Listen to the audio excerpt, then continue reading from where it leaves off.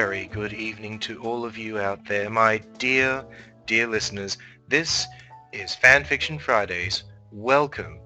Only on Australia On Air, I am Golden Microphone, your host for the evening, and I am feeling a lot better from last week. Yes, last week I couldn't even speak. I could barely talk, yet I was able to get through an entire story. What's up with that? As you can hear, I've still got a little bit of a nagging cough, but, well, it's only a bit of a nag, that's all. Horse humor. Ha ha. Bad. Bad, very, very bad.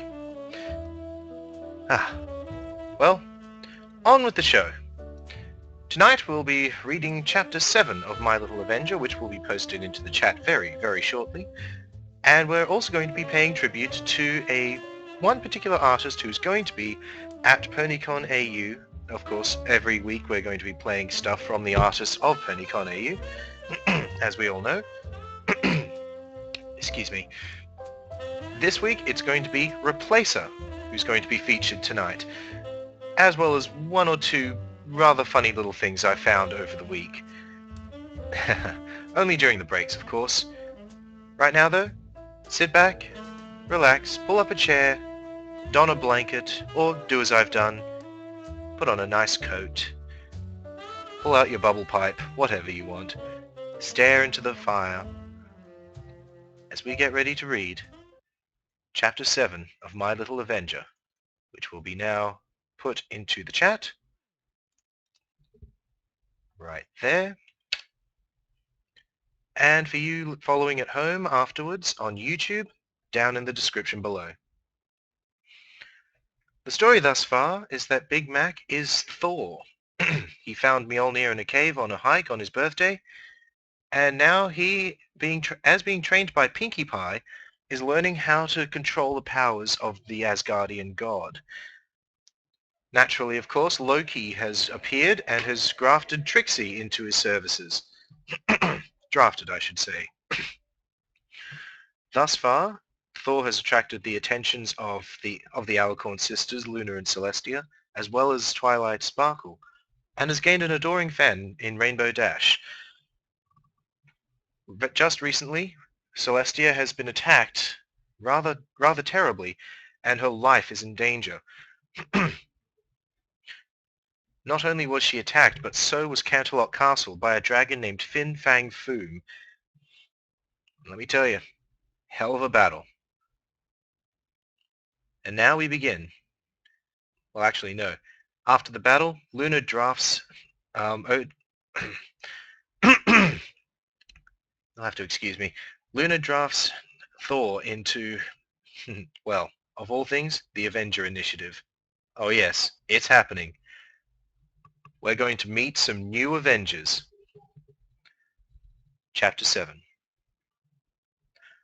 Spitfire, captain of the Wonderbolts and one of the most talented flyers in Equestria, finally got back to the room she was sharing with her close friend and teammate Soren around noon, the day after the disastrous party. Free publicity, her agent had said. Just sign some autographs, he said. Yeah, Spitfire was pretty sure she wasn't doing parties like that again. Not for a long while.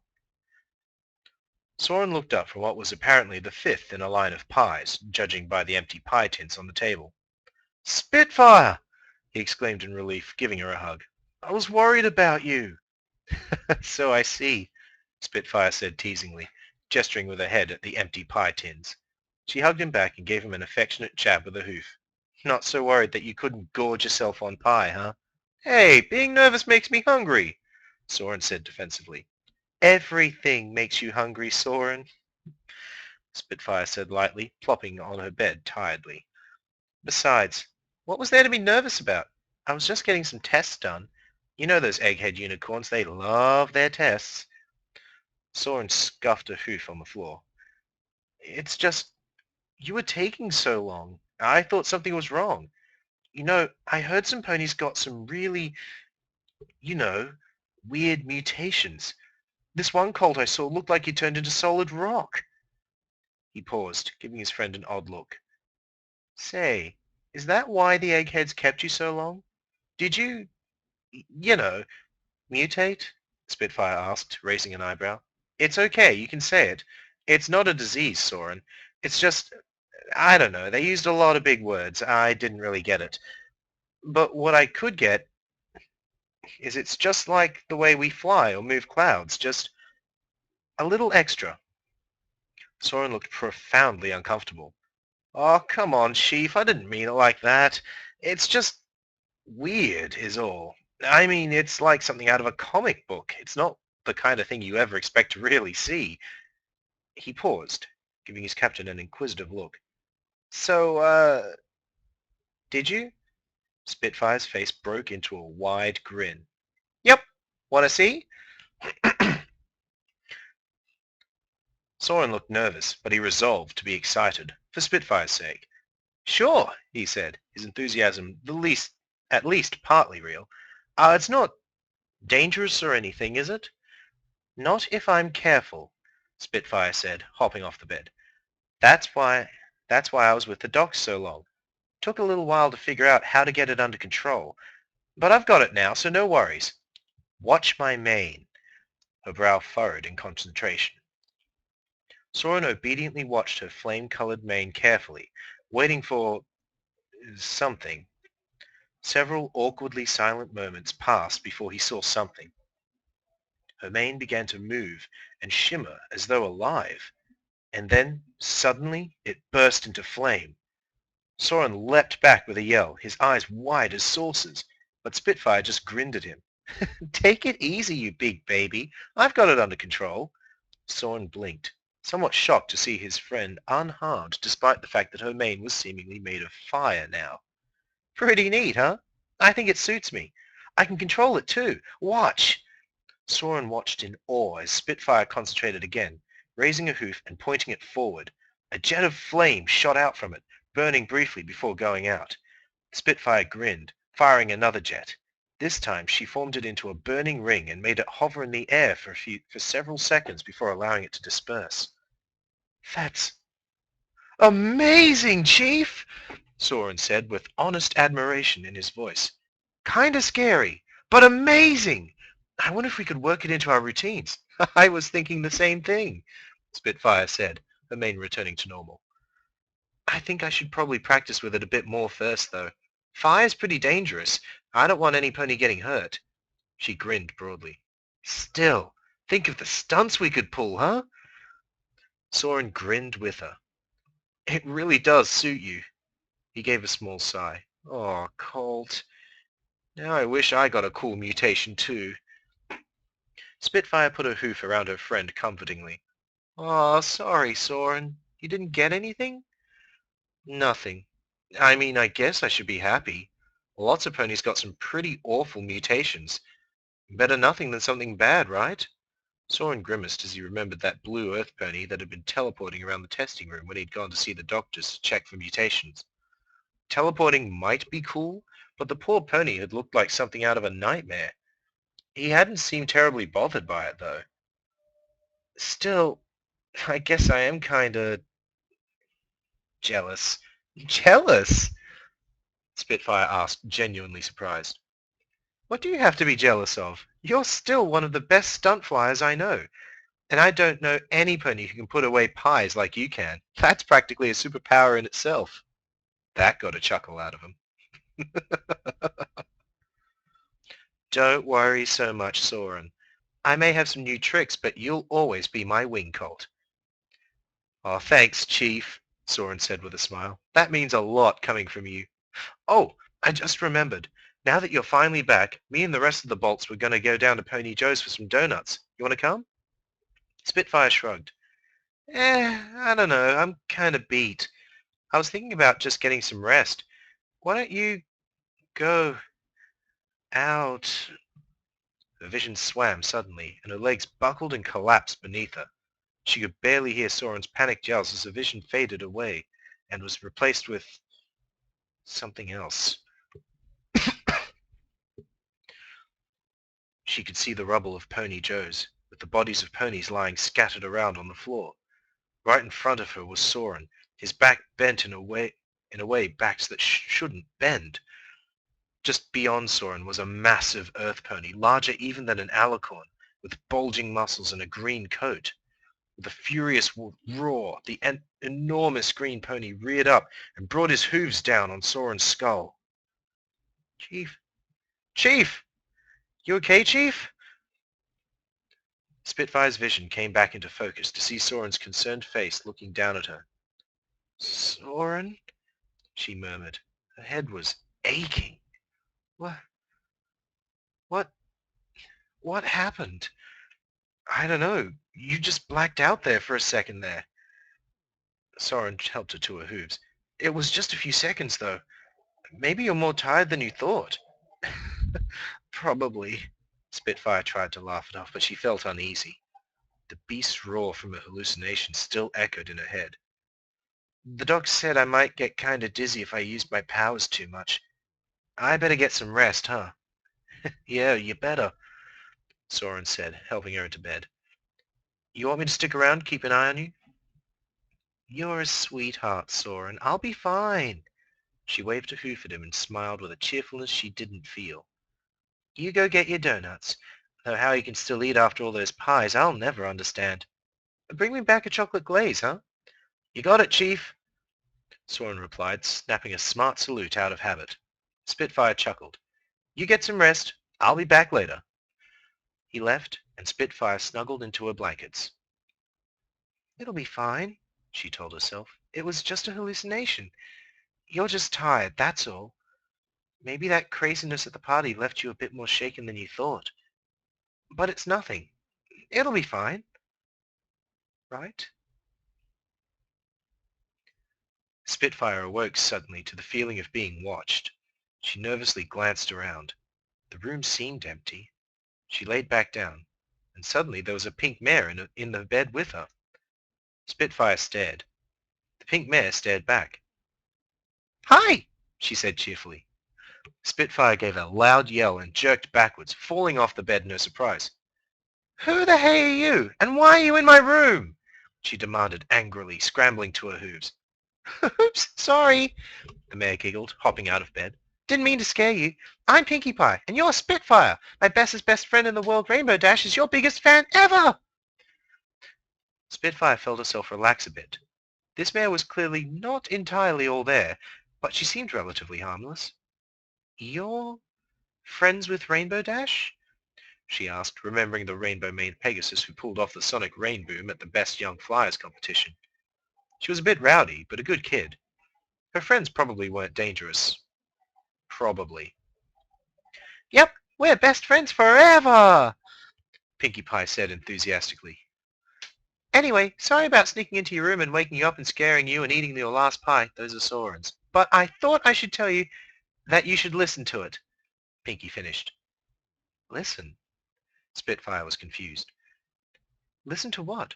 Your Spitfire sense, of course, Pinkie said cheerfully. See, I have a Pinkie Pie sense that tells me when things are going to happen, and my right back hoof started itching, which usually means I'm ignoring my Pinkie sense, and I need to listen to it, except I haven't gotten the twitch all day. Then my neck got crampy, which meant I was thinking about the wrong pony, so I just kept thinking about all the different ponies I know until I thought of you, and it stopped aching. It took a long time, though, because I know a lot of ponies. Spitfire blinked, her brain trying to process what the energetic mare was trying to say. So, you think I have something like your Pinkie sense, something that predicts the future? Isn't that, I don't know, impossible? Pinkie shrugged. I don't know. Twilight said it was impossible, and she got really upset about it, but eventually she just gave up and said it worked anyway. Besides, I never let being impossible stop me. That was even before all sorts of impossible stuff started happening all over the place. Suddenly, Pinkie Pie got really uncomfortably close to Spitfire's face. So, did your Spitfire sense go off? Any twitches or itches or floppy ears? Or Spitfire backed up a bit, holding up a hoof. I got a hallucination. Or I thought it was. Like some kind of vision. Really? Her mouth suddenly went dry. That's so cool! My Pinkie sense never does that. Pinkie paused and cocked her head to the side. Oh, my hoof stopped itching. That must be it. I better get going now, before Rainbow Dash misses me. She gets kind of lonely at night, you know. Bye! She bounced away, right out the door and down the hall. Spitfire barely noticed, as the implications of Pinky's visit slowly dawned on her. "Oh, Celestia," she whispered. "I've got to get to Pony Joe's." She threw open the room's windows and leapt into the air, streaking out over Canterlot. Pony Joe's didn't look ruined. Spitfire flew towards the small donut shop, her racing heartbeat beginning to calm. Everything looked calm, orderly, under control. Maybe it was just a hallucination. Maybe that crazy pink mare was just a crazy mare. Maybe nothing was wrong and she was panicking over nothing. The worst danger Soren was in danger of was getting a bellyache. So why did all her instincts scream that something was horribly, horribly wrong? It was the feeling she got when she watched a cocky Pegasus trainee leave a dive too late to pull out, or when an amateur stunt pony tried to pull a trick that was going to land him in the hospital. Every bone in Spitfire's body screamed that something bad was about to happen. Fine. She'd go in, tell Soren she was feeling better, have a few donuts, and go home. Everything would be fine. She'd prove to herself that nothing was wrong, and she could put this nonsense behind her. She began her descent toward the shop as the sun finished setting behind her. Suddenly, the entire front of Pony Joe's erupted outward under a kick from the enormous green monster from Spitfire's vision. It roared its anger to the skies, screaming something incoherent to the ponies inside the shop. Spitfire didn't think. She just acted. Her mane ignited, covering her body in flame and propelling her forward many times faster than she had ever managed alone. She went into a steep dive and collided with the roaring green beast at a speed that would have pancaked a lesser Pegasus. As it were, ramming the mutated pony was like hitting a brick wall, but Spitfire loosed an explosion of flame at the moment of impact, knocking the monster across Pony Joe's and through the other wall. Spitfire landed, running into the ruined store. Injured ponies lay all over the floor. Joe was slumped over the counter, moaning fitfully. And there, on the floor near the center of the store, was Soren. It was just like in her vision. Soren's back was bent in a way a pony's back was not meant to bend. Bruises and cuts covered his body and his wings were splayed out, one clearly broken. Spitfire knelt down, putting her ear next to his mouth. He was breathing, if only barely. Another roar distracted Spitfire from her fallen friend as the monster tore his way back into the shop, widening the hole his exit had made. "Hulk smash, puny fire pony!" he roared, his massive hind legs bunching up. He leapt at her at a speed no Earth pony was ever meant to obtain, his front hooves outstretched to pound the much smaller pony into dust. Once again, Spitfire acted on instinct. Her instincts saved her life on more than one stunt gone bad, and she'd learned to trust them. She obeyed them now. "Smash this flank hole!" she yelled, a torrent of flame erupting from her and smashing into the oncoming green juggernaut. The sheer force of the flame forced him back, knocking him from the stall once again.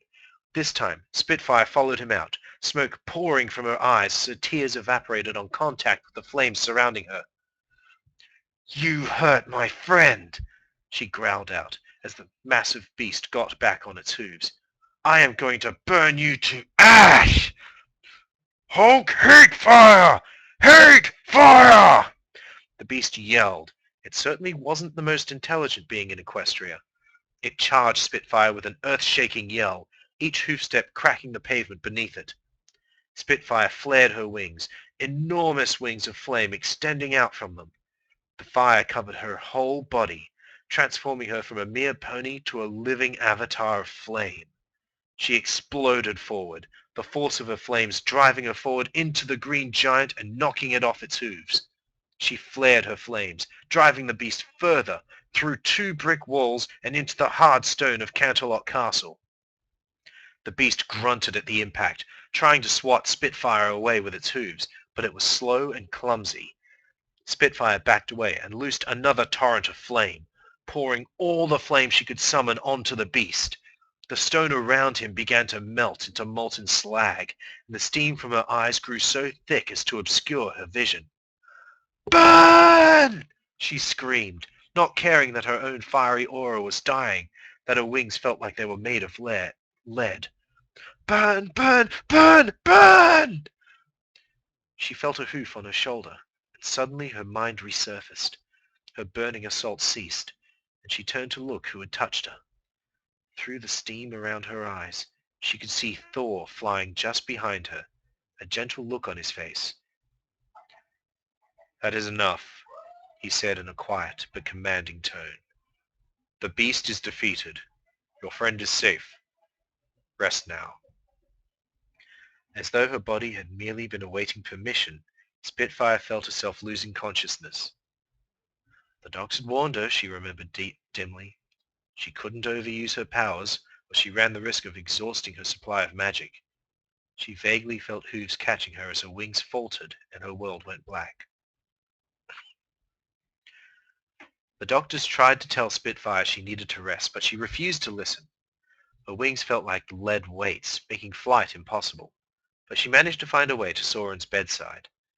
She stayed there, watching Soren's battered body struggle to live. He was hooked up to several machines, filling the room with whirs and beeps, and the soft glow of healing magic covering his body in a gentle blue light. It was all her fault. She should have gone with Soren, or convinced him to stay in the room with her. She should have taken her vision seriously, but she ignored it, and now Soren was hurt, maybe dying. What would she do if Soren died? He was her closest friend, her most trusted confidant, not to mention an important part of the Wonderbolts. Oh, Celestia, what would happen to the team if Soren... No, he'd be fine. She had to believe that, even if his breathing was shallow and heartbeat uneven and his spine broken. She had to believe he'd get better. "Y'all should be resting, you know." Spitfire spun around to see an unusually large stallion with a bright red coat and a cutie mark shaped like a large green apple. There was a sympathetic look on his face, and he exuded a sense of calm and stability. Spitfire felt herself relaxing in his presence. "The doc said you got some pretty bad magic exhaustion. Y'all need a lot of rest if you're gonna recover." Spitfire turned away in shame, turning back towards her fallen friend. "I can't rest. It's my fault Soren got hurt. He's my best friend, and I let him get hurt." "See, that's just not true," the stallion said, comforting, walking over to stand beside her. "Way I heard it, you're the only reason your friend's still alive at all. Y'all ought to be proud." Spitfire shook her head slowly. "I knew this was going to happen. I don't know how, but I did. I had a vision, I guess, of that monster killing Soren. I ignored it. I just assumed it was a hallucination. If I'd taken it seriously, then Soren would be..." Her voice caught, and she couldn't speak. "Hey now." The larger pony put a comforting hoof around her. "Thinking about what could have been won't get you nowhere. Y'all saved his life, that's what's important here. And really, your friend's real lucky. I just talked to the docs, and they found something real interesting. Your friend's a mutant." Spitfire gave him a surprised look. "A mutant? But he said he didn't..." "Yeah, well, they missed it before," the other pony said with a nonchalant shrug. "One of the problems with mutations is that we've got no clue what to look for, but the brainiacs from Celestia's school took a look at him, and he's definitely a mutant. Specifically, he's got what they're calling a low-level regenerative ability, which, near as I can figure, means he heals real good. It'll take weeks, maybe months, but your friend's gonna make a full recovery." Spitfire felt a massive weight lifting from her, and she gave a massive sigh of relief, slumping against Soren's bed. "Oh, thanks, Celestia," she whispered, a few tears slipping from her eyes. Before she and the other pony were Both she and the other pony were silent for several moments, before she turned to him, wiping her eyes. "Thank you," she said softly. "Who are you?" "You're welcome, miss. My name's Macintosh. Macintosh Apple. Most ponies call me Big Macintosh, or Big Mac, or just Mac." He extended a hoof towards her, and she shook it slowly. "Princess Luna sent me to talk to you about this team I'm helping her put together." "A team?" Spitfire asked curiously. "What kind of team? I'm already a member of the Wonderbolts." "I understand. Y'all got responsibilities y'all need to attend to. Believe me, I felt the same way. But this is important stuff, so at least hear me out." At Spitfire's hesitant nod, Big Mac continued. "It's not going to be a big team, at least not at first. 4 or 5 ponies at most. Smaller teams bond faster, make it easier for them all to get used to each other. That's what she told me. The team's going to be headed by Thor, and it's going to be made up of what the princess calls exceptional ponies. Ponies with power, like you, but also with the spirit and courage to stand up to a rampaging green monster to protect your friends." Spitfire certainly didn't feel very brave at that moment. "And what exactly is this team for?" "Well, at the moment, it's mostly going to be for fighting Loki. That's the pony who planned that attack on the castle 2 days ago. But officially, our job will be to protect Equestria from all the stuff normal ponies can't handle. With the mutants all over the place now, there's going to be ponies out there that the normal peacekeeping force just isn't able to cope with. That's why the princess is putting this team together, to deal with it." He gestured towards the sleeping Soren. "So that what happened to Soren won't happen to some other pony who can't heal. To protect Equestria from those who can't control the mutations, like this Hulk fella, or those who use their mutations to hurt others." He looked straight into Spitfire's eyes with an intensity that startled Spitfire. "You in?" Spitfire took a deep breath and glanced at Soren. "I want to make sure what happened to Soren will never happen again," she said finally, looking back at Big Mac. "I'm in." "Good," Big Mac said, his intensely serious expression replaced by an easygoing grin. "Glad to have you on board. Just one thing. It's probably kind of pointless, what with you being a celebrity, but the princess thinks we all ought to have secret identities, like in the comic books. Costumes, code names, the whole 9 yards. Personally, I don't see the point, but I ain't in charge, am I? Anyway, the princess has already picked out a name for you, if you want it. How's Firebird sound?" Spitfire looked thoughtful. Then she grinned. "Firebird. I like it." That is Chapter 7. There is an author's note at the bottom here. Firebird is a somewhat obscure Avenger, despite being pretty badass, largely because she wasn't a member for all that long. She was a very powerful pyrokinetic, but she also had a small array of mystical abilities, including occasionally receiving visions of the future. I chose her because she frankly needs more love, because she worked so well with Spitfire, who is too badass a pony not to include. Also, as an aside, Bruce Banner originally did not transform into the Hulk when angry. Instead, he transformed whenever the sun went down, which is why I mentioned the sun setting. So there you go, a little Avengers history lesson, and the team is beginning to assemble. Firebird and Thor. Who's next, I wonder? You'll have to find out next week on FanFiction Fridays. Now, we'll take you to a commercial. Well, not really a commercial. Well, I suppose we could take you to a commercial. I'm just not sure where it is. Either way, what we're going to do is we're going to send you off to a break, a little musical break, with Replacer keeping you in line with the tunes. Starting off with something very, very, very, very famous by the guy, Cerulean Blue. Only on Australia On Air Live, you will be hearing Cerulean Blue by Replacer.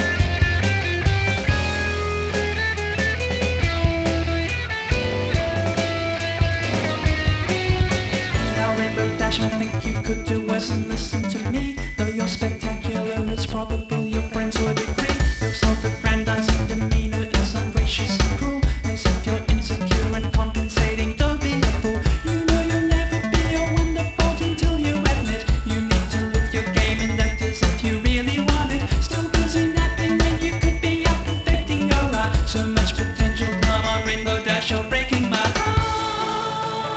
Rainbow Dash fly, Rainbow Dash fly, fly, Rainbow Dash fly, Rainbow Dash fly, fly, Rainbow Dash fly, Rainbow Dash fly. Rainbow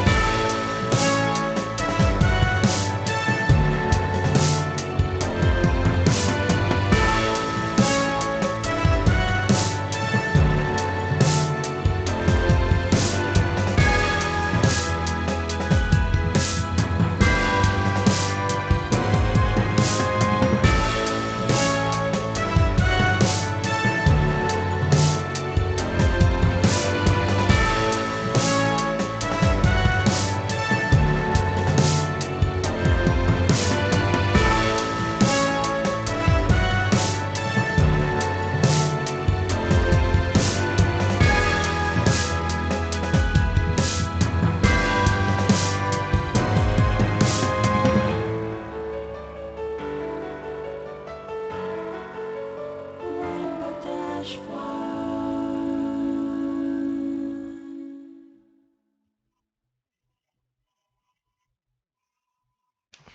That beautiful calming song was Cerulean Blue by Replacer, who will be performing at PonyCon AU April 6th and 7th. Do not miss it. Tickets are available at Ticketek now. Go to the website ponyconau.com for more information. Also, I'm an MC there. Yay! But now, we go back to the stories. Next up, we've got Octavia Takes the Bus. This is I suppose it's the 6th chapter, the 7th part, entitled April 13th. I'll be putting this into the chat.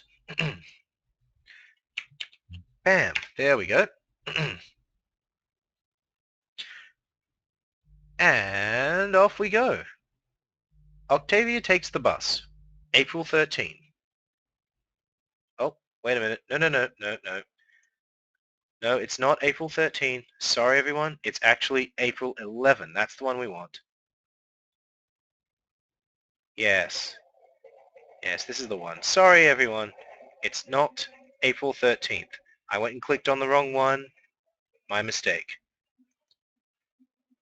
For you who are listening on YouTube later, this is the beauty of live radio. You get to listen through the blunders. Now, the proper link is in the description below, and it is now in the chat live. Here we go. April 11th, 2012, 8 a.m., southwest corner of North 43rd Avenue and West Bell Road. Another day. I have my cello and hoof, bow tie strapped onto my neck. My compatriots await me. Let's go. It's a hot day today. The sun is crushing my face into an arid flatland like a street top. I can feel the sweat trickle down my back, kissing the end of my tail. I don't remember reading in last night's forecast that the princess would be in a bad mood today. Well, that was an unexpected noise. Live radio, love it. Continuing.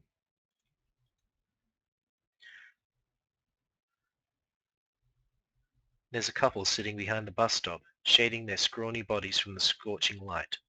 Smart. It looks as if they hadn't eaten anything filling in weeks.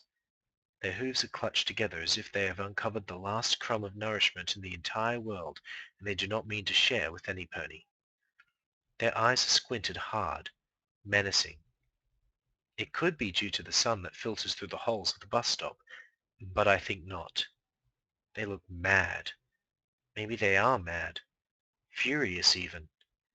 Perhaps fate has given them the bad end of the stick. A stick outweighed on the opposite side with all the answers to their problems, while they desperately reach for the exalted edge of nothingness, promised to them by every pony. Yes, they are mad, and I would not blame their sentiments. I look down at my hooves, and I realize that they are mere centimeters from touching dirt, riddled with animal droppings and cigarette butts. Is this what I have to look forward to every morning? Coming within a soft step to touching the lips of some pony with a pair of black lungs? And this concrete block I rest my rump on. I feel like a toddler balancing on a teeter-totter that sways from side to side. It's aggravating my neck pain for some reason. I need to get up from here. I'm now standing in front of the bus stop, and still the sun blinds my pores with streams of perspiration. I can see the steam that arises from the remains of what used to be a product of my own body's attempts to cool down, hitting the scalding slab below. Another shot of pain down my shoulder. I craned my neck backwards. Oh, mistake. I need to invest in a pair of sunglasses. The bus is here. About bucking time. We didn't even go half a mile and the bus is overheated. The conductor, a new one, has no radiator fluid.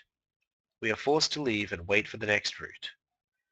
Well, for Celestia's sake, I think I'd rather make the trek of 5 miles to the music studio on hoof than to wait for another stupid bus, just to end up stuck in the middle of the bucking way with my shitty neck cramping up from sitting in those damn awful seats for another hour. I need to calm down. I need to think. I need to move. Well, every long journey begins with a step. Why am I so hesitant? What waits for me beyond? Will something happen? They are just streets, Octavia. Why the hell are you so nervous? 10%. Just walk. Take a step. That's it. Keep walking. Keep taking steps. It's not hard. I thought walking in the heat would at least expose me to some self-generated wind that would ease the searing heat at least a little. Instead, what I bear now are not only pools, yes, pools, of sweat in the pockets of my eyelids and on my back, but aching and burning hooves that my brain is practically forcing them to move. Now the sun is really being a bitch, or maybe it's the razor. And if that wasn't enough, the cello on my back is imposing a most unnatural curvature on my spine that would make a chiropractor call a doctor. It may seem to be a mystery as to how I could write under so much pressure. Trust me, it isn't easy. However, I am utilizing a clever device devised by my third-grade teacher in which the pad is sustained and positioned perfectly by a necklace-like system that hangs on the neck. I am writing in the way we are all taught as schoolchildren, with a pen in my mouth. I am a little out of practice, but at least it's legible. Well, this sure brings back many memories. 1 block down, 4 more to traverse. Walking on solid ground sure is more taxing than doing so on a treadmill. Even after months of cardiovascular training in the apartment gym, this is becoming quite the chore. I've already had to stop twice to rest my hooves. I really should consider investing in a set of harder horseshoes in addition to the sunglasses. Perhaps one of those rock-solid ones I keep hearing about the weightlifting stallions brag about as they pile on the wheels of metal onto the bench press bar. I can't imagine how painful it must feel after a harsh workout with so much weight involved. But then, perhaps I would be much more prepared for this unexpected little journey. I have a feeling this will not be the last. This is a one-time occurrence, Octavia. For the love of Luna, get yourself together. Just think of something else. Look around you. There must be something of literary value. You know, it's a funny thing. I've been walking for about half an hour and there's absolutely no pony around. None. It's like they're all abducted by pony aliens or something. However, I believe I know the clue behind the mystery of the vanishing ponies. I live on the north side of Canterlot, where for the most part law-abiding citizens such as me make our homes. It's usually when some pony passes 3 or 4 blocks down 43rd Avenue when things start to get peculiar. Graffiti on the walls, broken windows and broken homes, 99-cent stores, and hole-in-the-wall restaurants start to pop up like weeds in the crevice of the sidewalk. It's like a completely different world. Ponies are much more... How should I put it nicely? I don't know. 3 more. Nearly halfway there. My word, will you look at this apartment complex? My left side can be no more grateful than now that it is not the right side. The trees are brown in a season where they should be green. There's no grass to speak of, and I'm afraid there hasn't been for eons.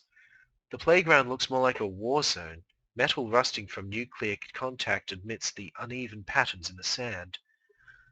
A lone plastic shovel sticking upright in the fray speaks of the lone survivor's feeble search at entertainment. The pool is littered with leaves, cigarette butts, and lifeless insects of all shapes and sizes. Certain trash cans are filled to the brim with slosh, while others tumbled on the ground, half excavated. There is a young colt sitting at the bottom of a crumbling flight of stairs holding onto a device. It makes noises and beeps and brings a neutral lip line across his face. A friend, older, has decided to join the fun, and he brings an object of his own to share. That's not what I think it is. Is it? It is. Dear me, what have they taught them? Ponies pushing shopping carts. It has to be the most hilarious sight all day. Don't they know those are supposed to be returned after use? There's a homeless pony just staring at my neck. Not saying a word, just staring. My word, how eerie. Do I have a wicked spider bite or something? Speaking of my neck, I have to adjust this strap a little. Where was I? Oh yes, enjoying the sights. Young mares walking, swishing their hips side to side. Advertisement? They're stopped by a much older stallion. He's got a crooked walk himself and unnatural stains mark his entire body.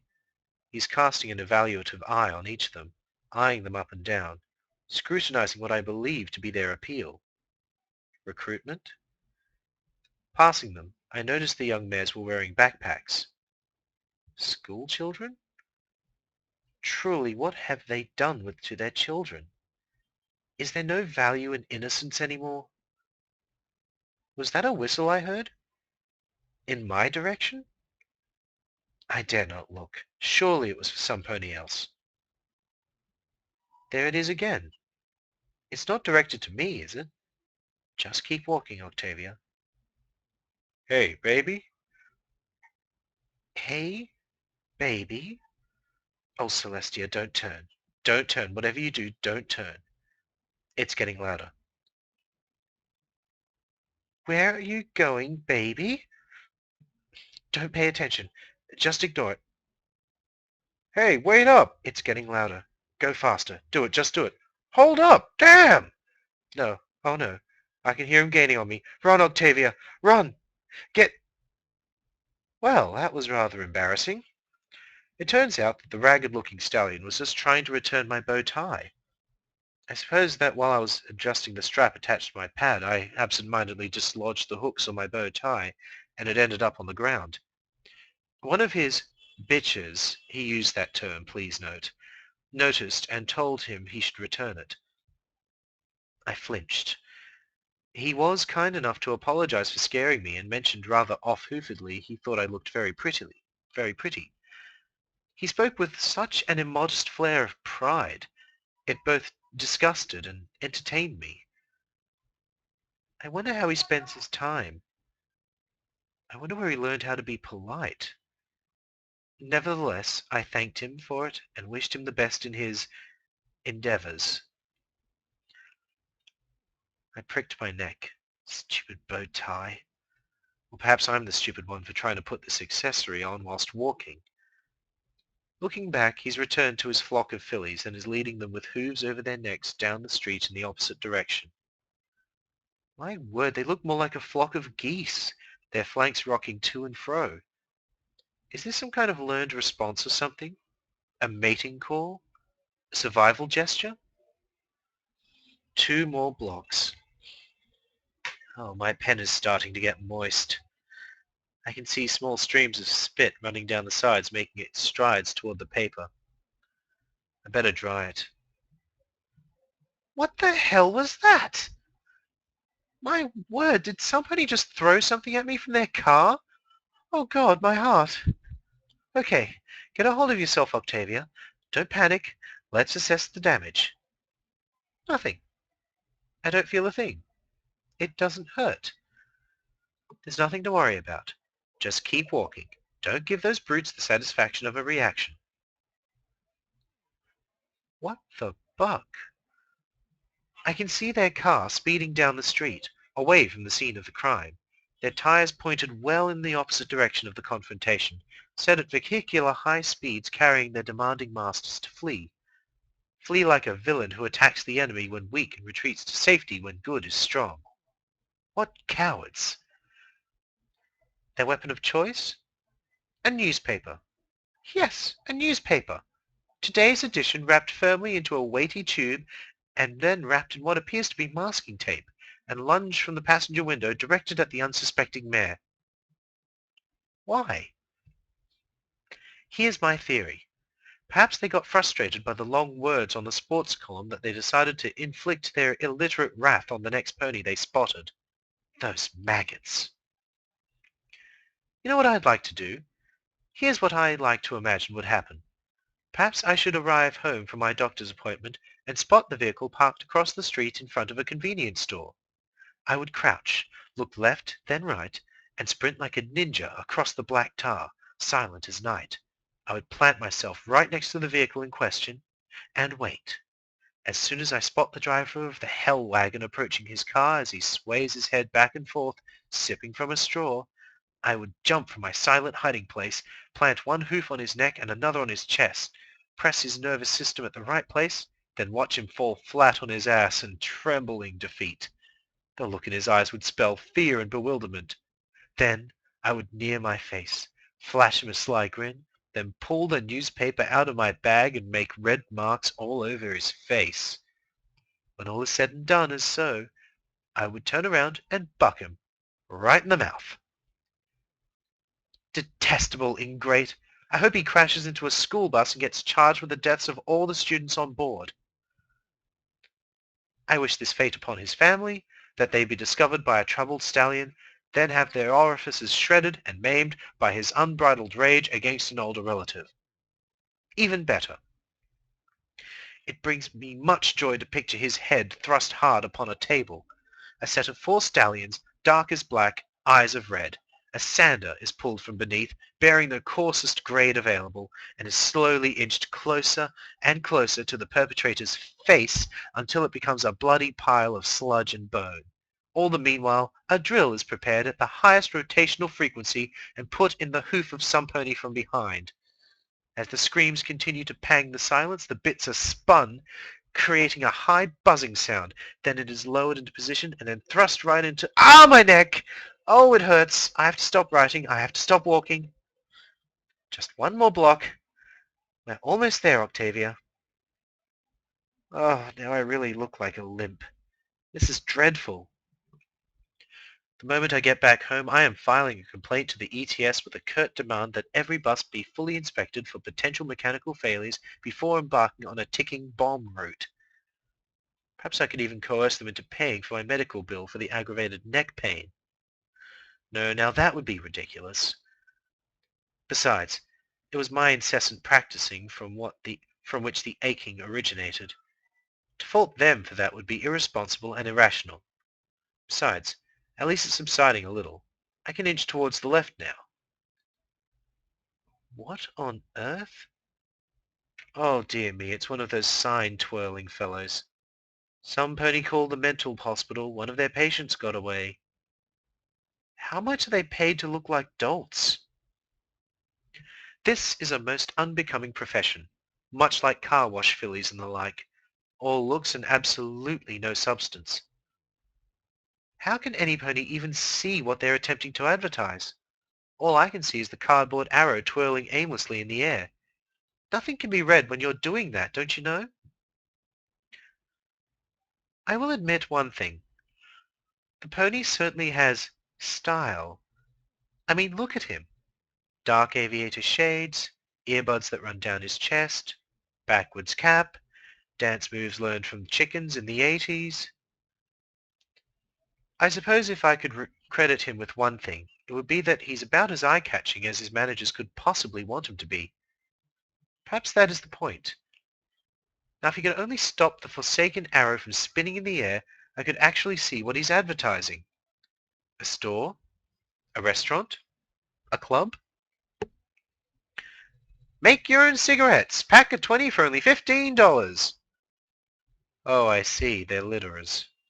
Right, they're advertising littering the ground with more buds. Not to mention staining your lungs with sticky, sludgy black tar and making your teeth rot like he's coming towards me. Great. Now what'll happen to me? No, seriously. Stop, Stallion. Stop. He's smiling. Here he comes. Here he is. Don't hit me with that thing. Well, I'm here. Finally. That was quite some workout. My neck feels a lot better, though. Street smart. That's it. Their IQ in street knowledge is very, very high.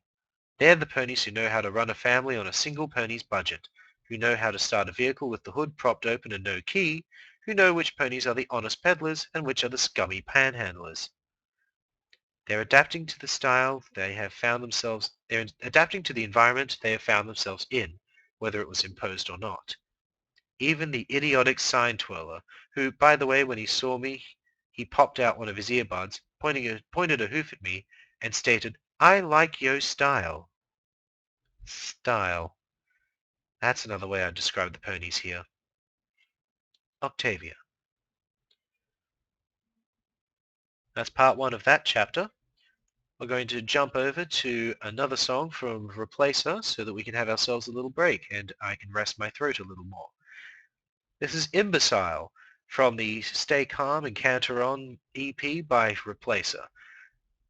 You're listening to Australia on Air Live. This is FanFiction Fridays. I'm Golden Microphone and this is Imbecile.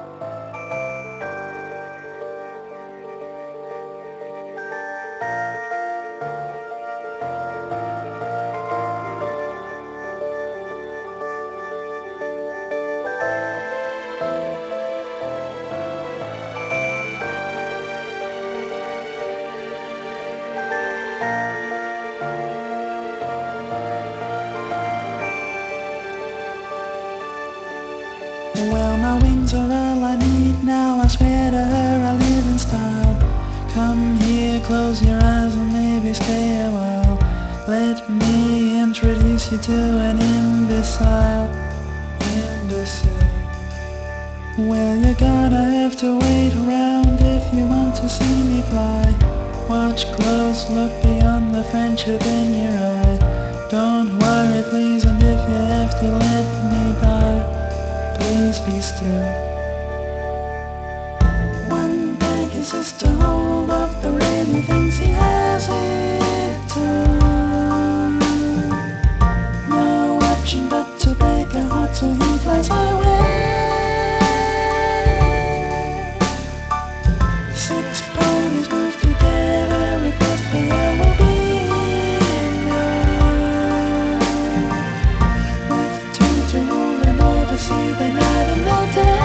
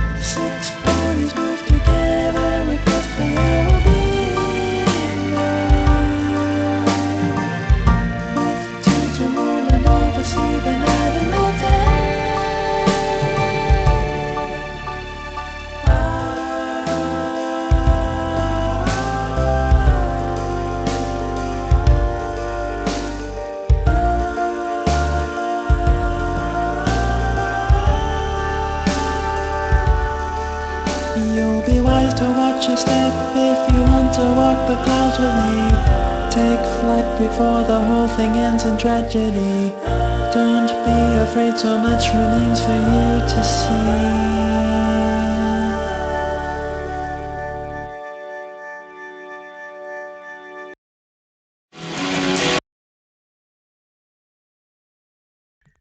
Sorry about that. That was Imbecile by Replacer from his EP Keep Calm and Canter On. You're listening to Australia on Air Live. This is FanFiction Fridays with yours truly, Golden Microphone.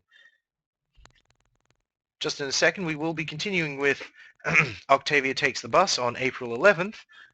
But first, well, I'd like to tell you all a little something really, really awesome in my real life thing. My real life, well, self.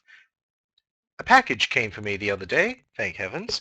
Thank heavens I was able to subdue it. Haha, terrible, terrible. Shut up, Gold Microphone, that was terrible. And in it, my ears and my wings. Most excellent.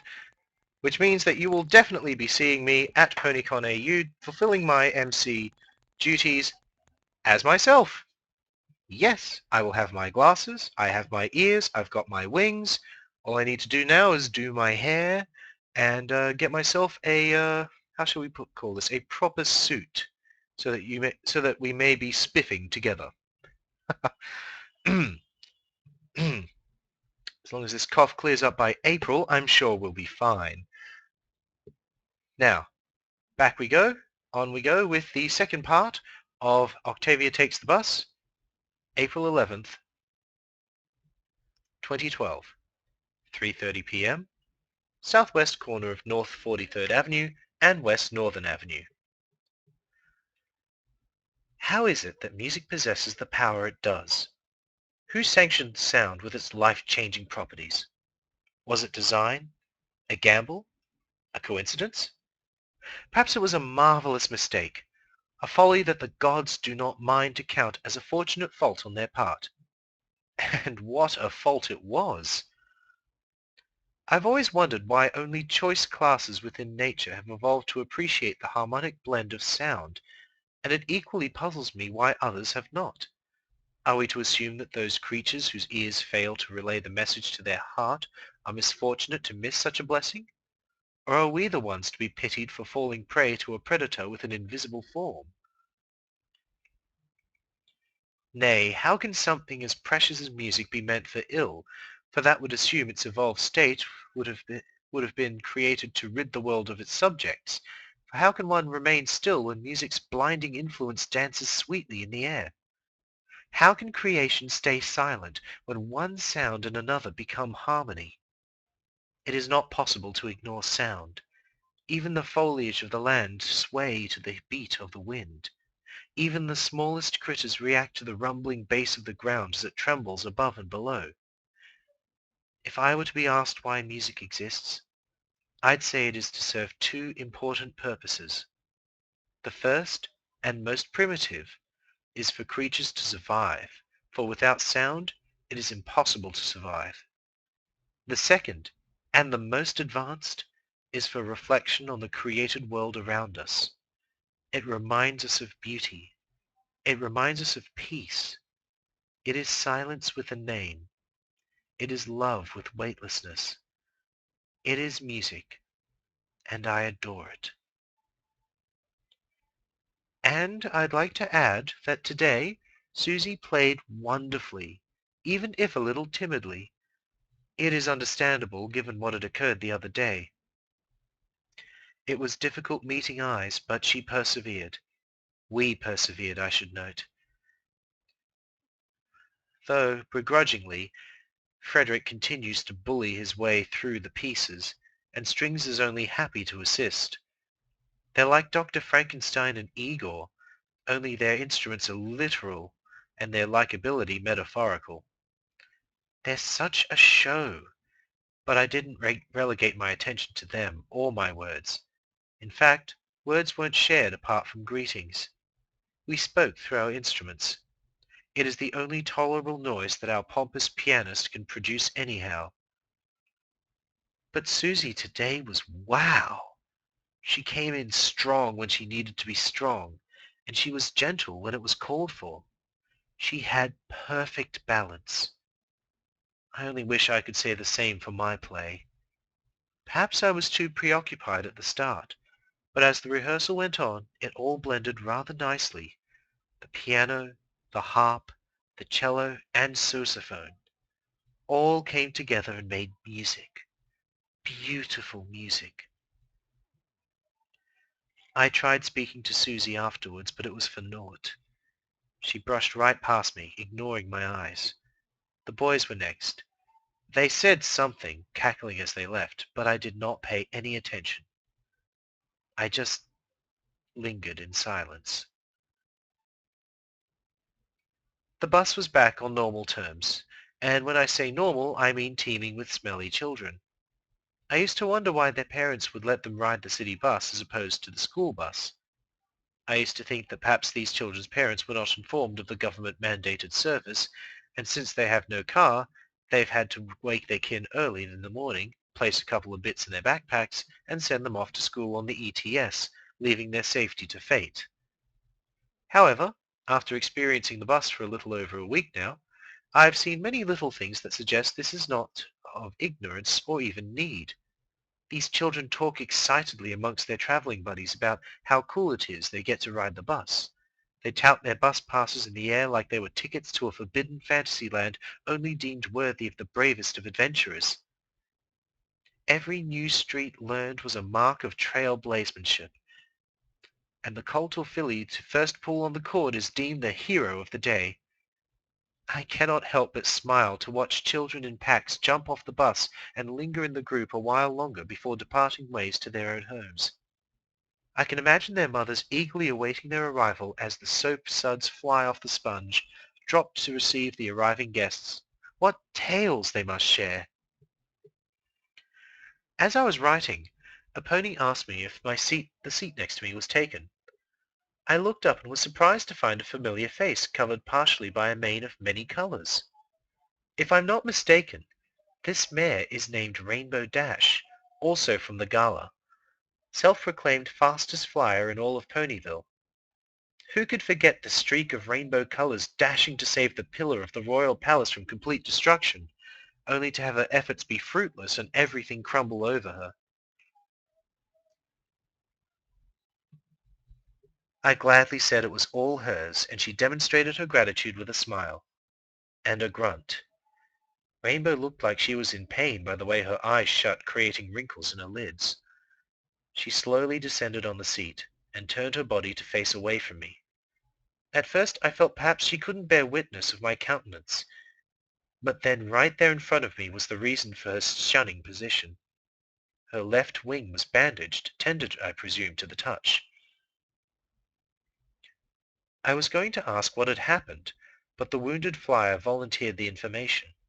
She was performing an advanced trick in the air close to some trees when she accidentally ran into a particularly trafficked area of the forest.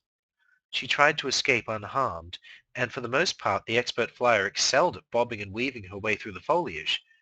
However, as the light began to burst through her vision, her left wing got caught on a thick branch, halting the Pegasus's speedy exit. A loud crack rang throughout the forest as the opposing forces collided, and Rainbow Dash hung there, screaming for recognition. She couldn't move a single muscle, she said. She didn't dare for intensifying the already intense pain. Luckily, some earth ponies were walking by and spotted the fastest flyer in Ponyville, and she was promptly removed from her bind and taken to the hospital immediately. I asked her how long she had to wait until the help arrived. She sighed. 4 hours. She shuffled in a seat, trying to find a comfortable position, which was proving difficult. I could sense her face scrunching with every inch of movement. I was also given a clearer view of the damage done. I am no physician, but I could see the effects of her elongated suspension were not a mild matter. The feathers surrounding the bandaged area crust, and red bled through the swaddling cloth that kept the blood in its place. Though the wing itself was completely obscured from view, I noticed the placement of the bandage was close to the belly. Dislocation. Will this mare be able to fly again? After a few moments, Rainbow Dash added that after she was fixed, she made the trip to Canterlot en hoof to be in time for the Wonderbolt's tryouts today. I couldn't help but blurt out after hearing this bit of news. She came to Canterlot, all the way from Ponyville on her own?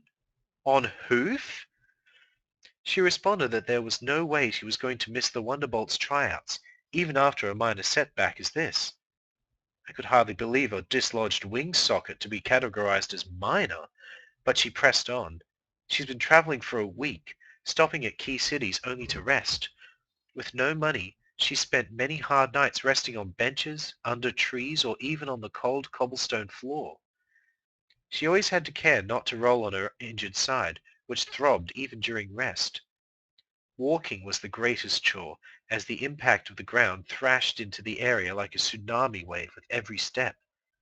At one point, while crossing a section of the Samira Desert, the sun dried the cloth around her body, causing it to itch terribly and sting as if being stabbed by 100 knives. But still, she said, the athlete presses on. As the lights from the outskirts of Canterlot broke into Rainbow Dash's cracked eyes, she felt her legs give way to the exhaustion and crumble under her weight. The next thing she knew, she was trapped in a bed, wires and tubes running from her skin to a machine with buttons and switches she couldn't make out. When the reality of the situation hit her, the resting Pegasus spotted a calendar across the room. A beautiful rose announced the month of April. The date was the 11th, the day of the tryouts. Like a mare on a mission, she pulled off every foreign object off her body and stepped onto the floor. Immediately, she entered a world of dark speckles and moving blocks. After regaining composure, the disconcerted mare bolted through the emergency exit, ripped off the hospital gown, and continued her trek. An exhausted Rainbow Dash couldn't make it past 2 blocks before almost collapsing near the bus stop, so she decided to ride the rest of the way. That is why she is here. This is why she was not back home, resting as she probably should. I couldn't help but stare at this incredible mare in shock, but of course she couldn't see me. By now she was completely facing the other way, nursing her side, wincing every time the bus bumped and rumbled down the road. I was tempted to ask her why she would put herself through so much physical pain just to show up at a tryout that, given her condition, she would not be able to participate in. As if interpreting my silence, Rainbow accused me of belittling her resolve.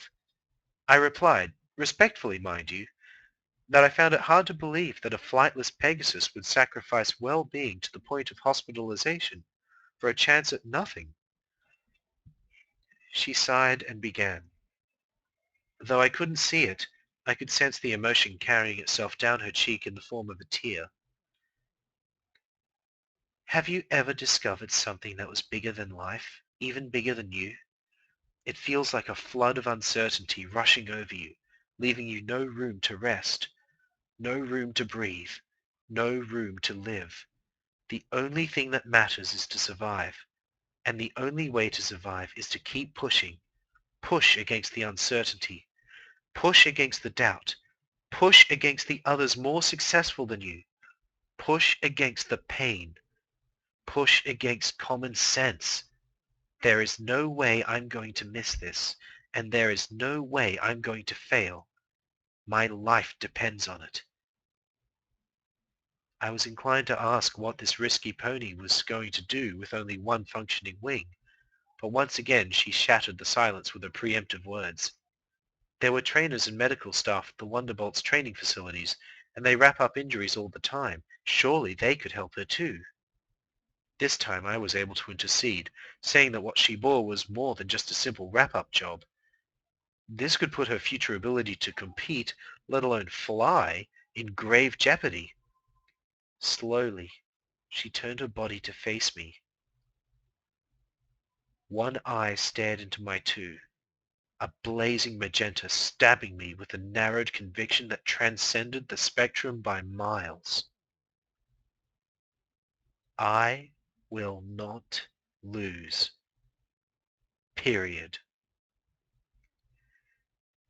There is competitiveness And there is obsession. This was none of those two. This, as it poured into my ears, was epiphany. Or was it delusion? It can be hard to tell the difference, and many times it all rests on the results. Or does it? Should it? Is winning all that matters to the competitor, drenched in sweat and tears? Or is it a personal hurdle that one seeks to overcome with unwavering conviction? What does it mean to lose? What does it mean to win, for that matter? I asked the athlete. She didn't respond immediately.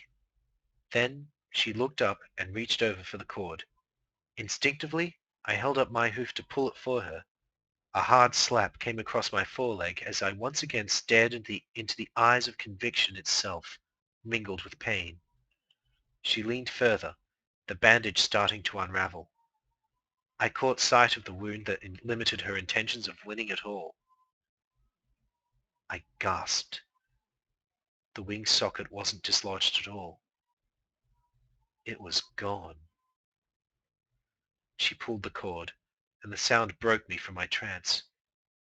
The most profiled flyer in all of Ponyville struggled to her hooves, hobbled her way to the back exit, and turned to face me one last time before leaving to try out for the Wonderbolts. I will not lose. I will not lose. I am reminded of a memory from my childhood. Late afternoon.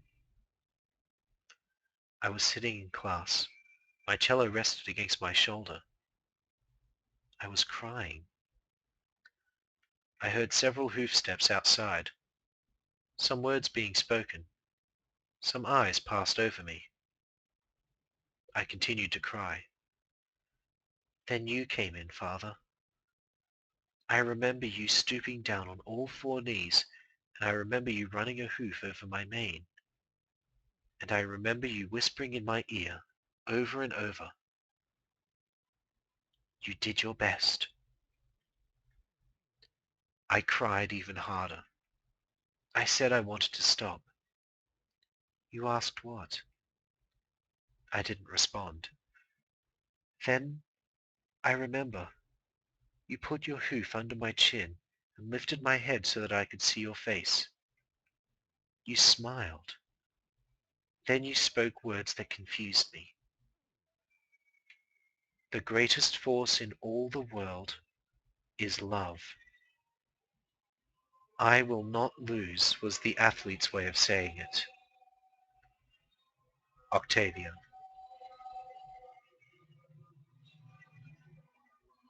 And that is April 11 of Octavia Takes the Bus. Oh man, I have been waiting to get to that part for so long, and unfortunately, the one pony that I had hoped would be in the chat and in the audience listening is not in fact in the audience listening. But I know that you're listening out there. I know that you are on YouTube later on. Comment. Please do comment. Tell everyone what you thought of that. Did your heart drop? I know mine did when I first read that. It just... oh. Well, anyway, we're going to go to a quick break with a little bit more music from Replacer, but first, an advertisement. Our very first advertisement. Well, not really our very first advertisement, but an advertisement nonetheless. If you will turn your attention to the screen now, you will see a musician. Enjoy the ad. This is Australia on Air Live, FanFiction Fridays with Golden Microphone and Meelz.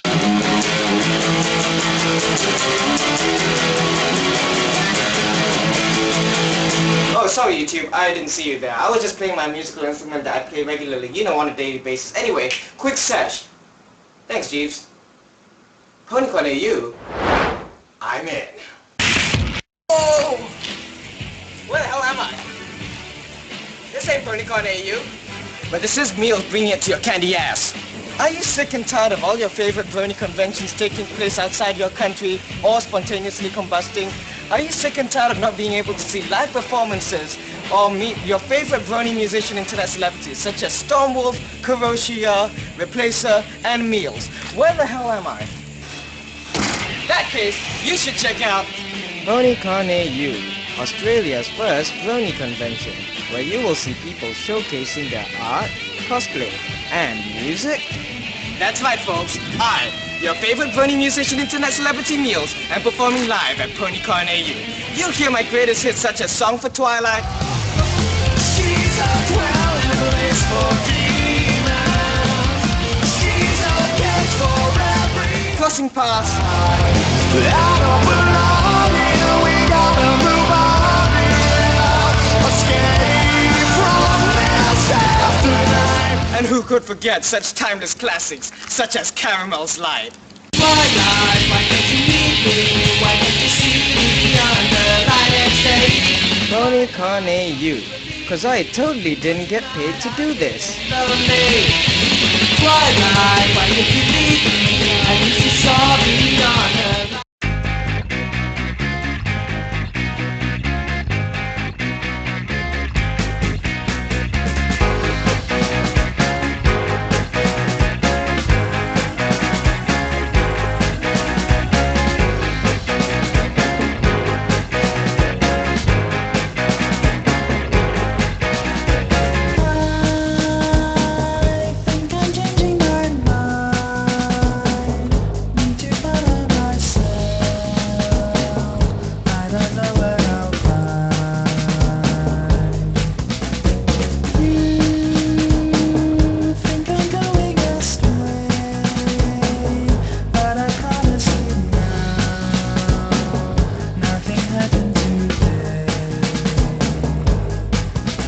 There's one thing I request of you now, to join me when I fly.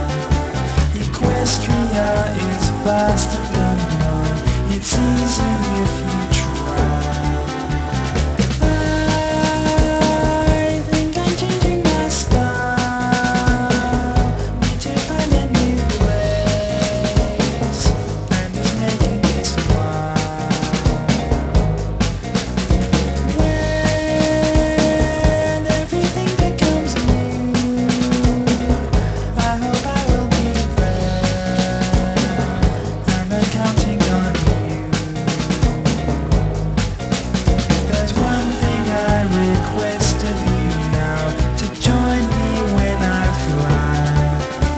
Equestria is vast and unknown, it's easy if you try.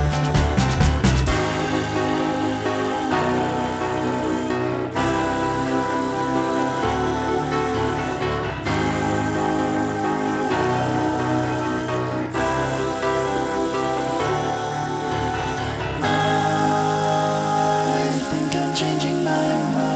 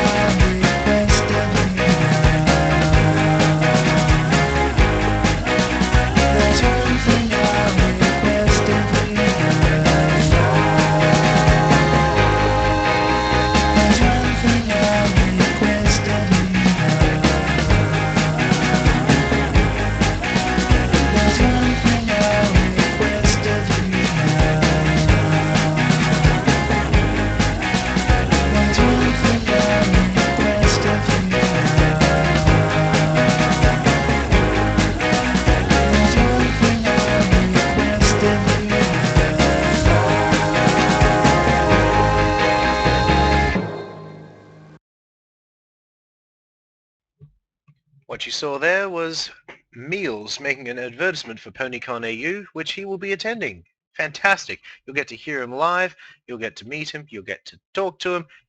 Well, you get to be in the presence of one of the two internet celebrity brony musicians that will be there. That is him and Kuroshia, of course, the original duo that, well, set off the trend. After that, we heard A New Place by Replacer, once again from the Keep Calm and Canter On EP. It seems to be all that I have here of him. And one or two pieces of music outside of it as well. Alright, time for some silliness to begin. And for silliness, well, we only need to call upon two certain ponies. Are you there, my dear ponies? Right here on your mantelpiece. Hey. What did I say about breaking the fourth wall? Nothing. You said nothing about it. Now, if you'll excuse me, I happen to have a story to read. Hey, I get a part in it too, remember? Oh, yes. Yes, of course. After last week, our dear friend, Kuroshia, read Half-Life Full-Life Consequences number 2. We read number 1 a couple weeks back, didn't we, my dear? Oh, that was a blast, let me tell you. That was a blast. Ladies and gentlemen, I will introduce you to Pegasus and announcer voice. Oh, hello, every pony.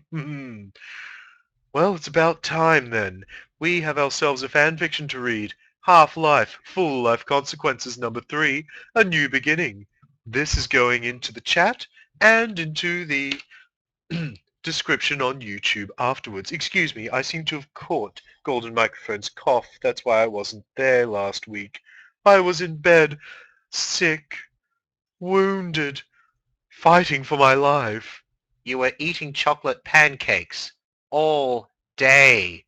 How do you even manage that? Ha ha ha, call it a talent. But now I'm feeling awful better. Just a slight cough every now and then, just like my dear Golden Microphone. Don't bring me into this. This is your story now. Go for it. Ha ha ha ha. Well, if every pony's ready. I know I am. Remember, I'm the one reading. You're the one doing the voices. Oh, yes, of course. Well, in that case, everyone gets to look at my visage while they listen to you. Good enough, because I'll be reading soon again on my own. Haha. Well, good luck to you. Here's the story. Half-Life, Full-Life Consequences number 3, A New Beginning. President Henry Freeman and people and animals and Earth had peace, and in the middle of a new city was a statue that said, John Freeman, Saver of Humans. The end. Or was it? It had been long years since before time of John Freeman's quest to help Earth free man from evil Combine bad guys in nasty dark big tower of smoking glowy things. John Freeman's sacrifice had not been in vain because after war against Combines and Humans had been happy and free and dancing and slightly sad because John Freeman had dead. Henry Freeman, who was John Freeman's son, was president of Mesa now, and Haiti leader Humans attacked the dark guys in the days of war.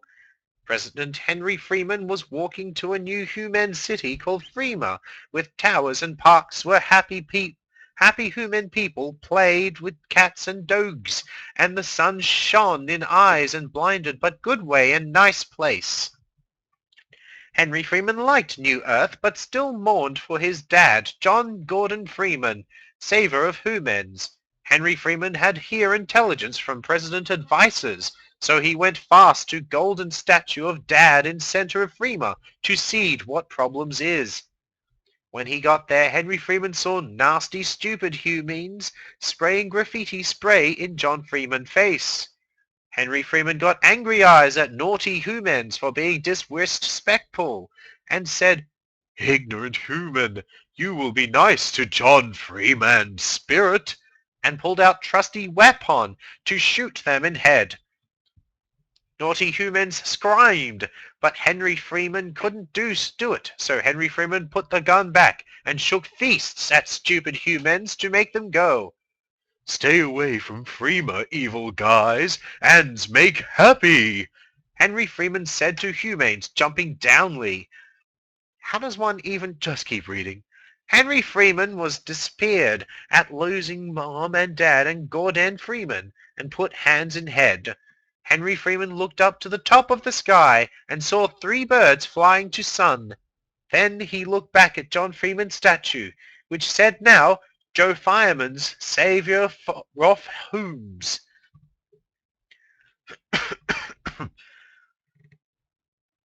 Seems I've got it too.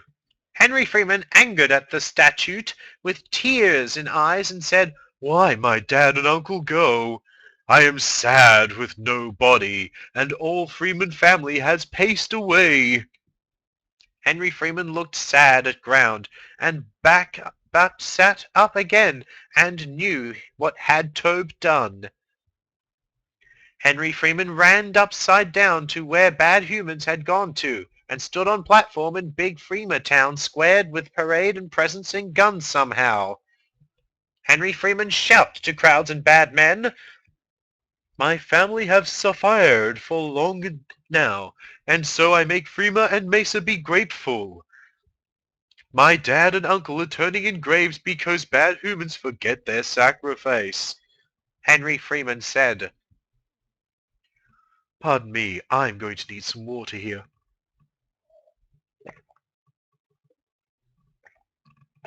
"Oh, that's the stuff."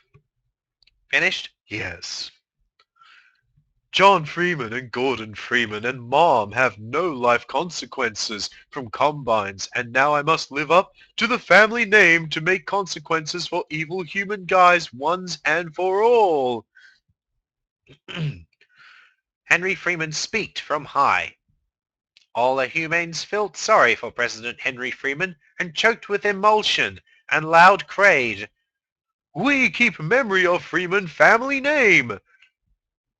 And they cheered and fell, except some humans didn't like other humans and Henry Freeman. Then some bigger people came in font, and Henry Freeman said, "Stand and deliver, enemies of the Freemans." And crowds of warriors frayed to scenes to support Henry Freeman cause. Some humans said, "Why some humans be nasty to President?"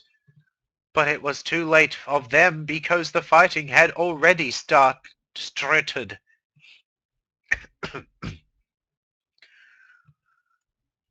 Bad humans come in waves.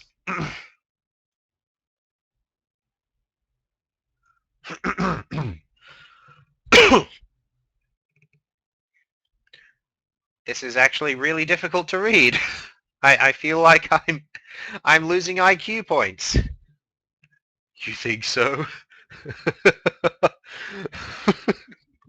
Why are we cracking up? I don't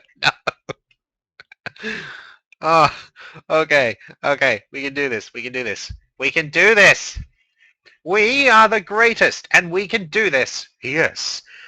Let us steel ourselves and continue with this crazy story. Bad humans came in waves and piles with fire and bombs, fell with fastly in bad place. The nasty humans said, "We of dark soul Henry Freeman, and so you die," and charged to the place where the good humans and Henry Freeman was.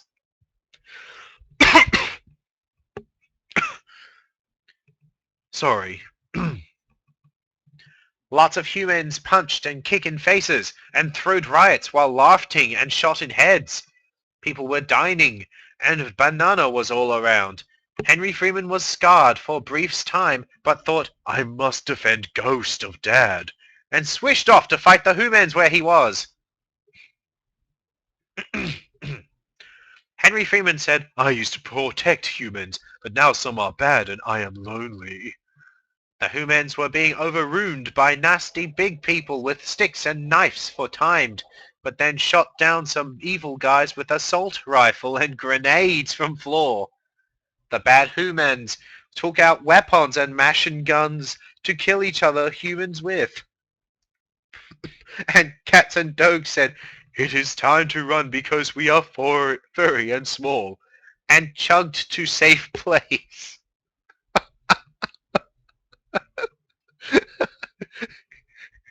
Take a breath, buddy. I can't. I really can't. This is terrible. said helping my cough. There. Breathe now, breathe. Ah, ah. Oh dear. Okay. Bad humans killed the good guys, and now the town of Freema had become a dark place with taint of evil and combined things, and no humans left now for good of all days. Henry Freeman thought Freema's not nice place no more, and walked to kill bad guys with shoes from kicks. The nasty humans wet now to retreat on safe soil, but Henry Freeman and good humans said, "You will not leave," and blow up with rockets. All the bad humans was deaded from the explode of rocket guns, but it was not enough to rid Freema City from evil things. One bad guy still, though, remained after good humans prevailed and spun quickly to Henry Freeman, face weeping. Henry Freeman smiled and looked down on bad guy and said, "Stop now, Henry Freeman," with sad on face. "No, you mock Freeman family name, so now you pay," Henry Freeman said. But Henry Freeman knew this wasn't not Henry Freeman, because Mesa Presley Dent is nice and jolly sometimes, but also busy and scared and loves peaches. "You are evil human, and I must kill you for John Freeman memory," Henry Freeman said. "It is not time, Henry Freeman," bad humans said with evil combined mask on faces, and throw fists at Henry Freeman. Bad human fists hit Henry Freeman, but Henry Freeman dodged fists this time and backflipped into the sky for a powerful move. Henry Freeman smashed fastly to evil human bad guy and pushed bad man away, but bad man came back with shurikens and evil smiles on faces. Henry Freeman felt scarred again and said, "How you know Henry Freeman name?" and ducked the shurikens and grabbed spare crowbar from ground. "I hate combines and humans and want peace for rest of days," the Dark Mane said. Henry Freeman said, "No time for talk," and got tired of talking, so aired of the grass and went to attack Masky Combine face into the sky.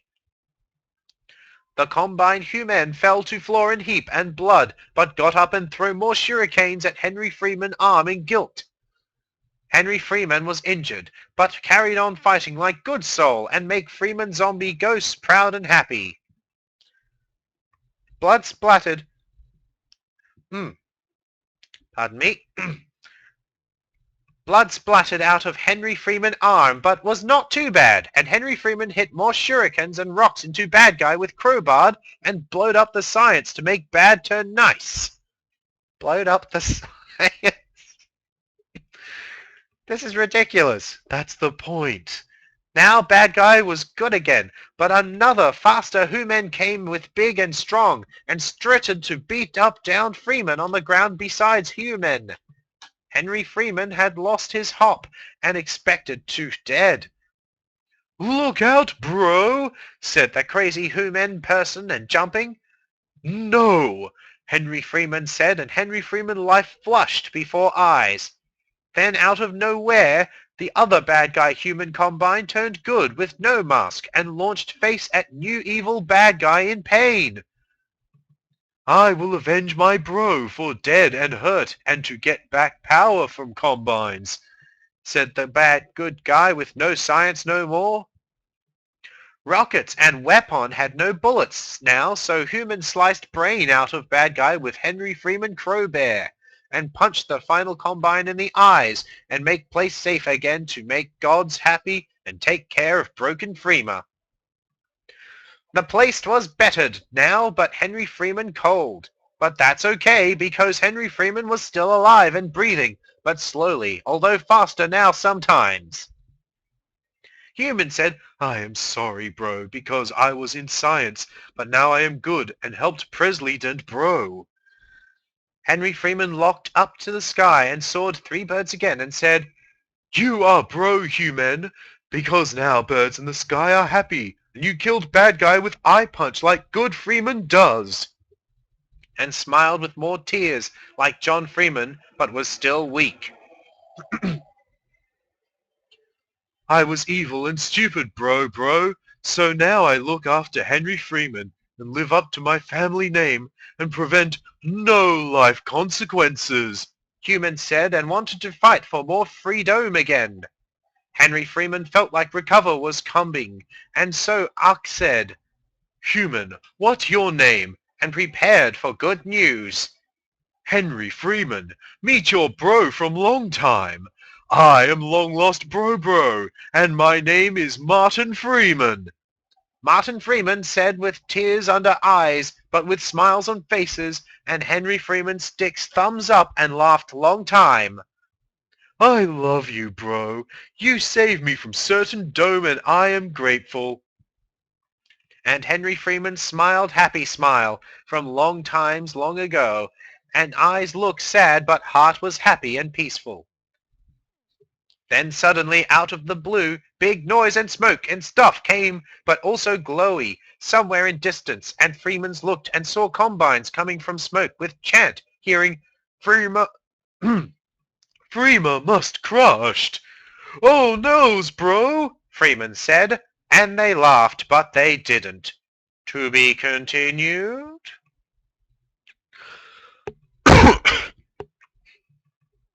You guys really need to stop reading these things. But they're so much fun! And sure, my voice gave out, and mine, but it was fun! And I know a few people who are going to love this. Eat that, Karoshia! That's how it's done! Tune in next week if we can find ourselves a part 4. Or maybe not. Oh, dear. All right then, fine. We're going to go to a break. For this break, we're going to go to, well, a small commercial and 2 songs, I believe, because, oh my, look at the time. Well, in that case, we're going to a commercial, 2 songs, and a finale. What's the finale? Yeah, what is the finale? Did you just come up with that? Yeah, what are you... I'll explain it during the ad break. Anyway, here we go. A couple of songs from Replacer, as well as an ad.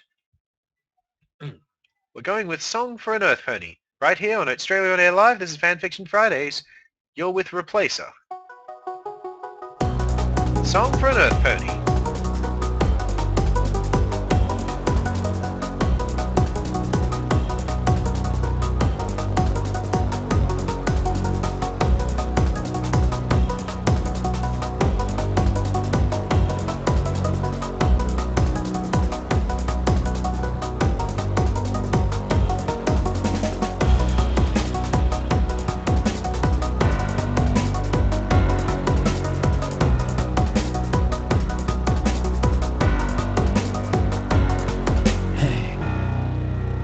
These ponies say that I'm so talented,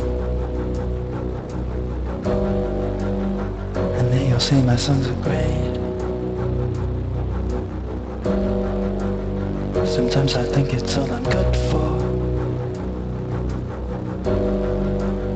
I'm hoping this is worth the wait.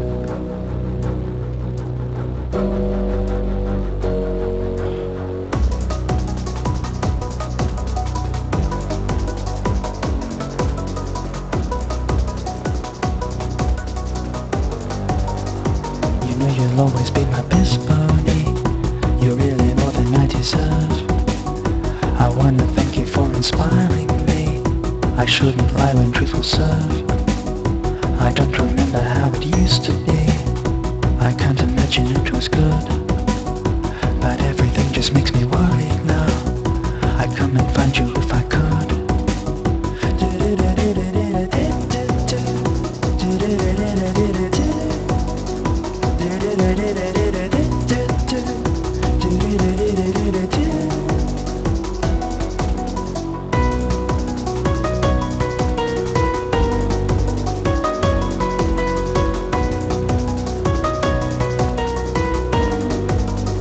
I really thought that I could sing.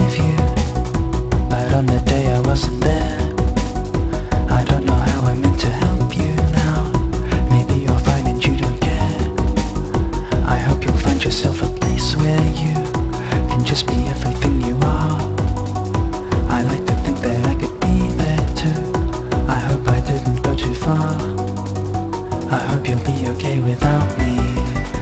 I hope you'll need me all the time. Maybe we'll do something just now and then.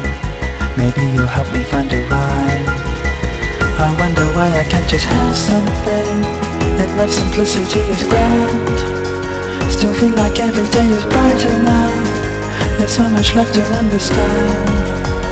I hope one day I'll get to see you. I hope I'll get to see you smile. I hope one day you'll really like yourself. I know one day you're gonna fly.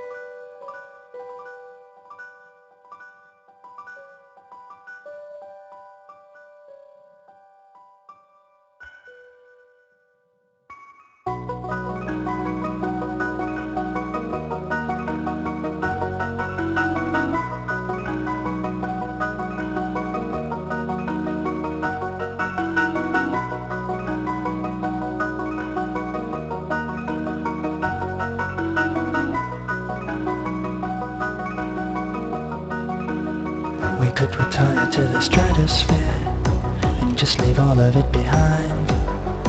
But I don't know if you would want to, or if I'm even on your mind. Sometimes I wish that you just hated me. That might be easier to bear than being perfectly inadequate when you're in need of someone there.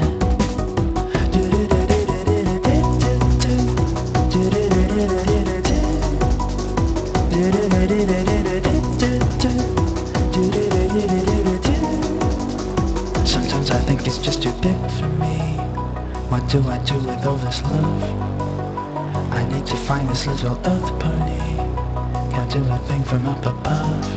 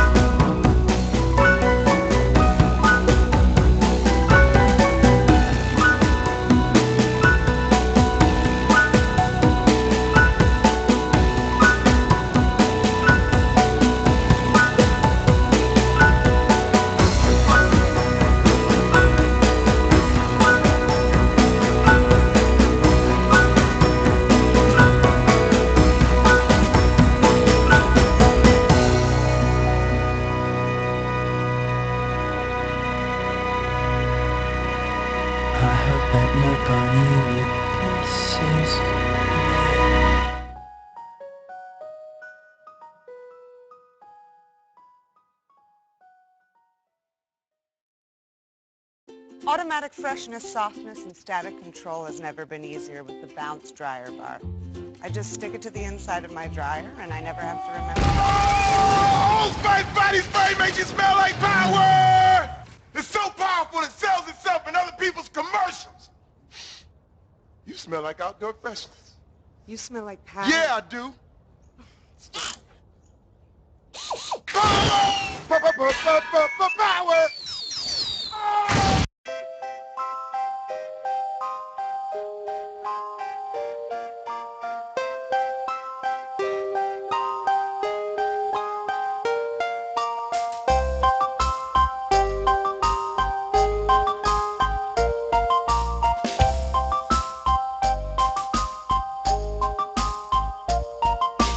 Can you hear me talking? Can you tell me what to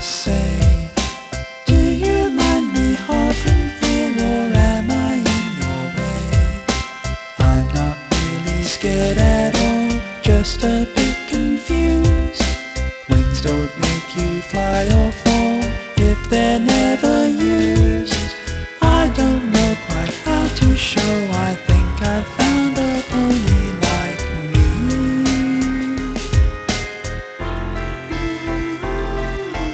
Colors all decay until our bluest skies all wane. Do you see no way to say, what can you please explain? World ablaze in harmony, village full of friendship. Do you think you fit in here? Do you seek to end it? All this time spent in your mind, I think you need a pony like me. Well, a pony like me can be tragic to see. When we can't help but flee from new things that might be. Do you think that we'll find we're not of the same mind?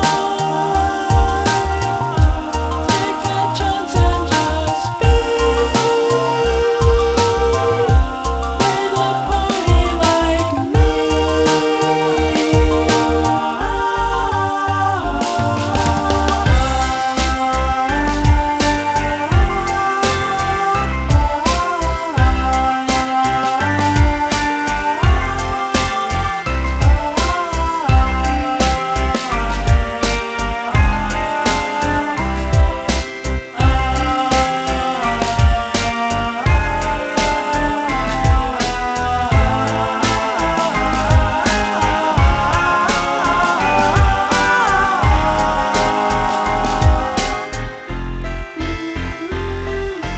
Can you hear me speaking? Can you tell me what I said? Can't make out what's happening, it's too dark inside my head. If I flew into the sun, would it help me see? Would you want to join me there? Would it set you free? If you're shy, don't worry, I'm just glad if there's a pony like me.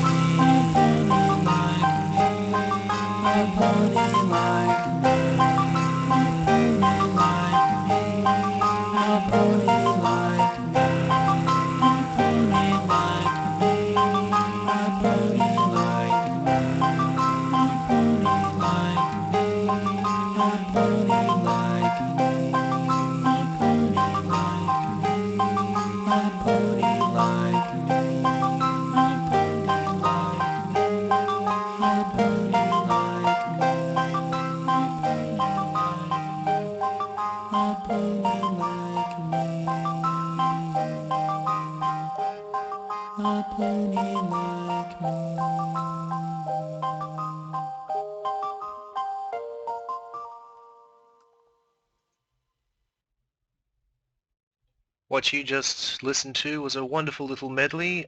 Song for an Earth Pony came up first at an astounding 6.5 minutes long. A beautiful song to listen to no matter what kind of a mood you're in. After that was a little advertisement that I'd found, cleverly putting Iron Will and Fluttershy into the into an Old Spice ad. The link for the actual animation and kudos to the animator will be in the description below for all of you YouTubers watching well now. After that was A Pony Like Me, again by Replacer, this time just a wonderful, wonderful melancholy piece that, well, you can't help but just sway or relax to. It's beautiful, absolutely beautiful. With that, though, we are indeed out of time. Didn't you mention something about, well, some kind of a finale? Yes, yes, you did. You really did. Tell us, what were you thinking about Golden Microphone? Because you didn't actually say anything during the ad, and I'm a little cheesed at that. Oh dear, dear, dear, you've gone and upset our announcer now. Come now, Golden Microphone, what were you going to do? Well, if you'll give me a second, I am announcing that there will be another fan-written fan-fiction competition next week. That's right, I have yet another pony tin up for grabs, all ready and beautiful, and will indeed be shown on the Facebook page as well as on the Tumblr. For all of you who are interested, there will be advertisements for it this time. There will definitely be advertisements throughout the week for it. Stay tuned and keep an eye out for those. Ooh, another one, another fan-written competition. This can only end well. But there is one caveat right here, one small thing. The last winner, Jackson, cannot participate in this one. Well, he can, but even if he wins by votes, he doesn't win because he's already getting a tin, which, by the way, I'm very sorry I haven't posted it off yet. You hear that? He hasn't posted it off yet. What a dick! Hey, hey, hey, hey, hey, hey, hey. Where did you learn that language? Where did you learn that language? Well, whatever. That's it for tonight. Fan-written competition next week. And play us out. One more from Replacer. I'm a pony. Good night, every pony. Good night, every pony. Good night, every pony. Keep calm and canter on. Check it out.